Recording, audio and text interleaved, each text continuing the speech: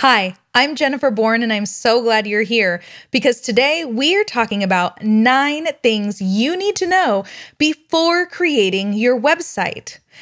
Now, I've got a story for you. When my sister began her senior year in high school, I had a brilliant idea.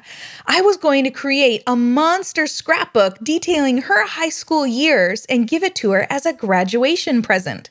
So I got to work and stealthily gathered, printed, and copied photos from the past 3 years. And then all throughout her senior year, I gathered photos, I took photos, and I created her scrapbook. I invested hours in creating content, buying supplies, prepping materials, designing the spreads, and creating that scrapbook that actually ended up being so big it became 2. It was expensive, it was huge, and it took a lot of time. It was a labor of love. I was thrilled to give that gift to her, and I was sure she would be thrilled to get it because I knew I would be thrilled to get a gift like that. When her graduation day finally arrived, I was so excited to give her that scrapbook. But when I gave it to her, she wasn't happy to get it. She didn't appreciate it, and she didn't even say thank you. She never said thank you. She just tossed it aside and moved on. This was, to be fair, at the height of her angsty teenage years of drama, and I think that, frankly, all she wanted was the money that everybody else gave her. I was hurt, I was frustrated, I was irritated, and I was so angry. I had spent almost an entire year on that project, and the person that I created it for didn't even care. My gift was a complete and total flop, and I felt like I wasted my time, my money, and my effort. The entire experience taught me a really big lesson. You can't jump into a project without doing some due diligence to ensure that the project is going to be a success. If I had done due diligence before embarking on my giant scrapbooking project, looking at the size of the project, who it was for, and other criteria, I probably would have realized that the gift, although I thought it was awesome, wasn't something that the recipient valued or cared about. Now, that same idea is true when you're talking about building websites. There is a lot that goes into building a website, like mapping out the strategy, establishing a sitemap, creating wireframes, writing the content, designing the site, developing the theme, populating it with the content, implementing integrations, configuring technical details, and launching the completed website. Website builds require an investment of money, time, energy, and effort. And if you jump into the project without doing due diligence upfront, then you're going to risk creating a website that fails to authentically represent your brand. A website that doesn't resonate with or connect with your audience. A website that can't facilitate email list growth, that won't generate leads or attract new clients. And it's not going to be successful in producing the results that you want. Before beginning any website project, before strategy, prototyping, copywriting, design, development, and execution, there are 9 things you must know with absolute clarity. And we're going to go over all 9 of those right now. Number 1, the new WordPress website goals and objectives. You need to know why the client is interested in pursuing a website at this time. Why is this important now? And what results are you hoping to get from the website, or are they hoping to get from the website?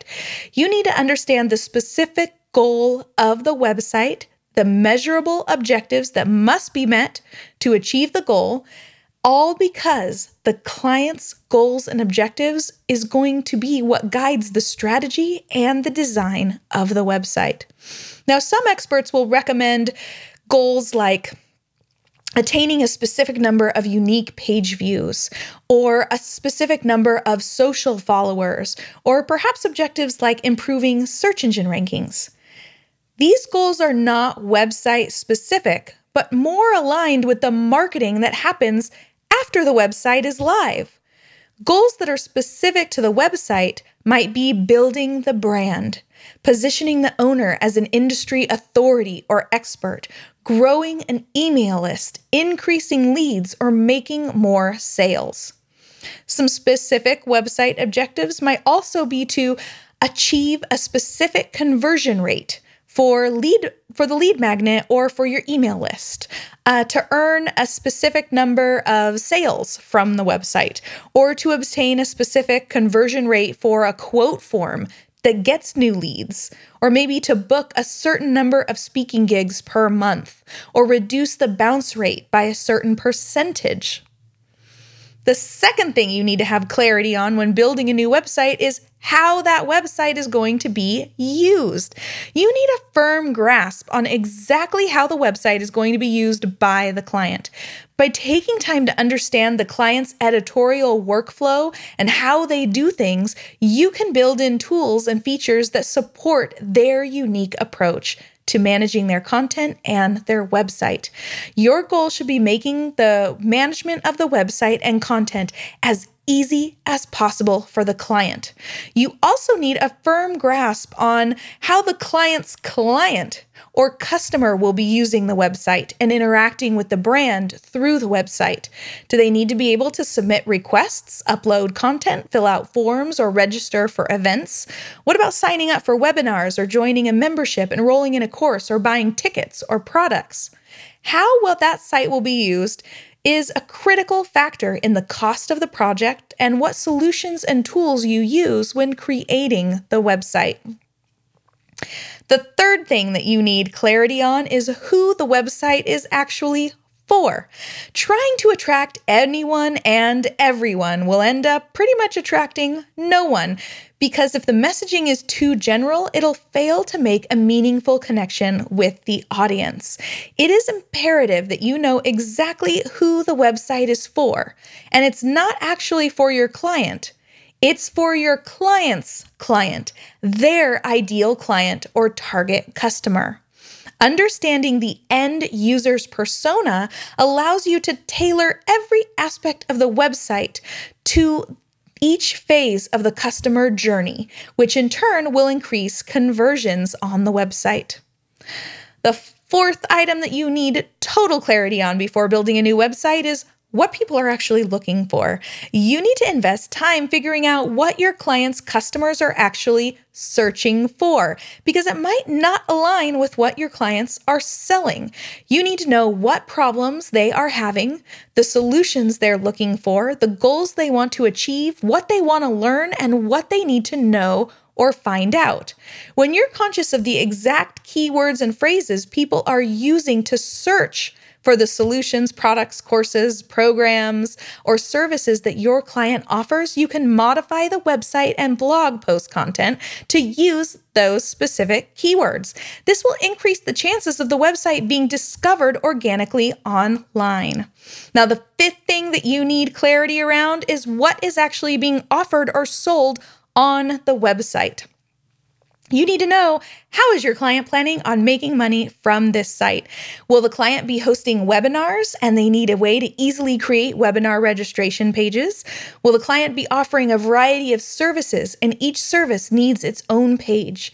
Does the client sell digital products or physical products? Are they selling courses or memberships?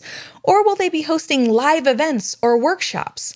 What the client is offering and selling on their website will impact the platform that you choose and the software or plugins that you use when building out the site. That will also dictate partially how the site is structured and how the content is organized. It's also going to impact how much discovery you have to do while preparing for the site itself. The sixth thing that you need total clarity on is what actions visitors should take on the website.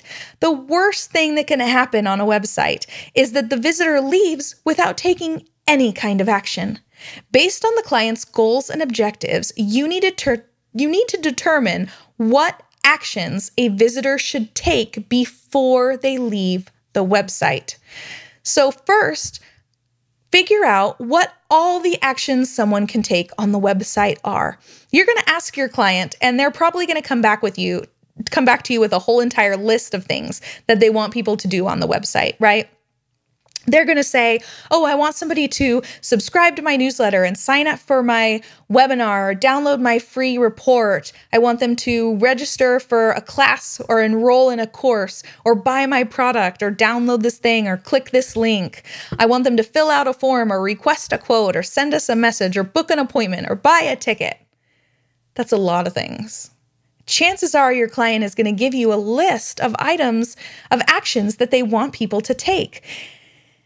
You have got to help them prioritize those actions, right? Work with your client to prioritize those actions and ask if someone comes to your website and they only do one thing. That's it, just one. What do you want them to do? This is the most mission-critical action. Then, if they get to the thank you page or they complete that action and they decide that they really like you and they want to click around your website more, what is the second most important thing that you want someone to do? What's the second most critical action you want someone to take?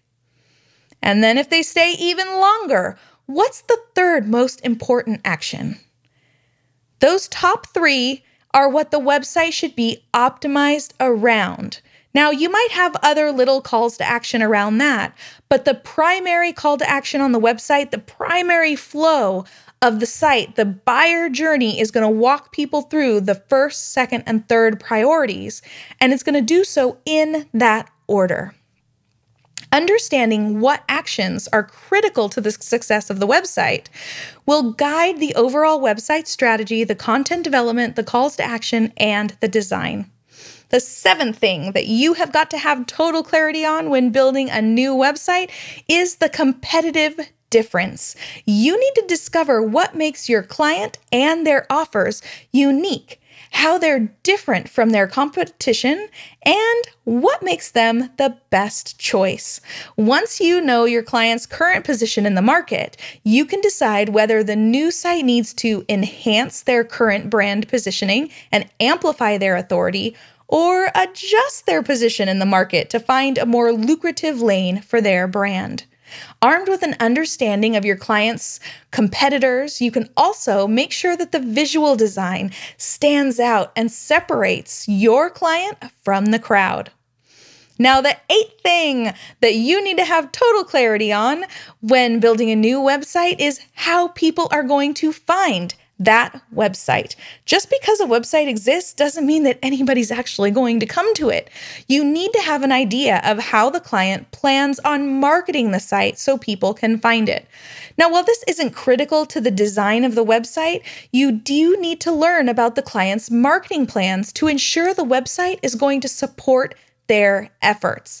If the client has no marketing plan and just expects the website to magically grow an email list, generate leads, and make sales, you're going to have an honest conversation about adjusting some of those expectations. If the client does have a marketing plan or an idea of how they plan on marketing and driving traffic to the website, it's important to gather as many details as you can to identify what role the website is going to play in those marketing plans and make sure that it supports those efforts. For example, if the client is going to be leveraging lead magnets to grow an email list, they're going to need more than just an opt-in box on their blog posts. They'll need a pop-up on the website, or they may need dedicated landing pages for each lead magnet that they can drive specific targeted traffic to, maybe through social media or from speaking engagements or specific marketing campaigns. If the client is going to be networking or speaking regularly, they may need the ability to create special offers or packages that are specific to the events that they're speaking at or attending. And maybe if the client's going to be running specific pay-per-click ads or social media ads, they might need some content personalization to match the ad messaging or to A/B test their sales page content to increase conversions.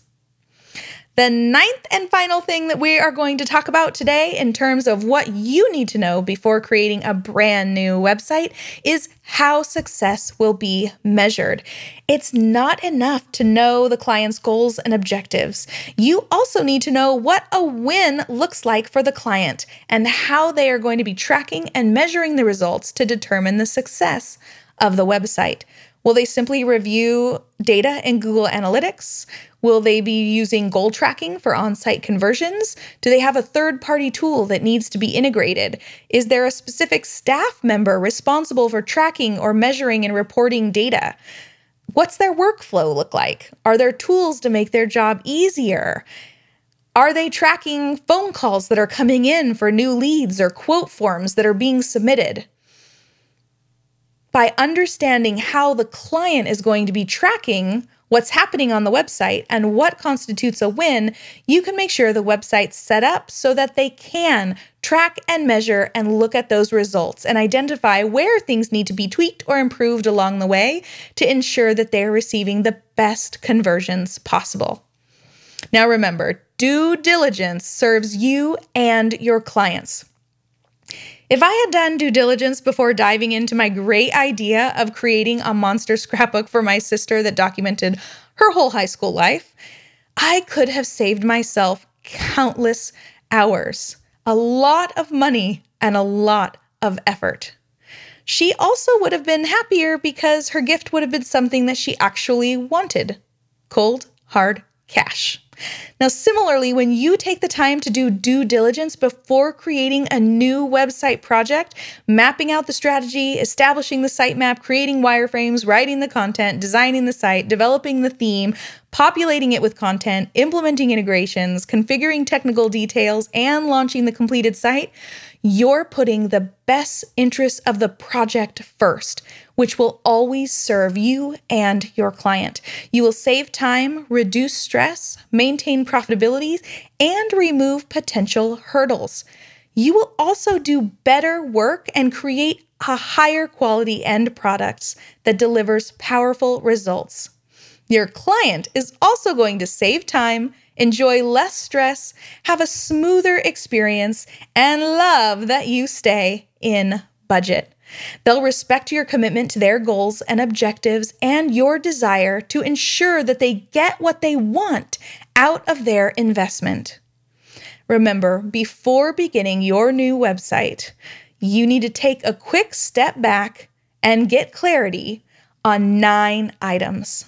The goal of the new website, how the website is going to be used, who the website is for, what people are actually looking for, what is being offered, what actions visitors should take, the competitive difference, how people will find the website, and how success will be measured. Thanks again for being here, and until next time, have a great day.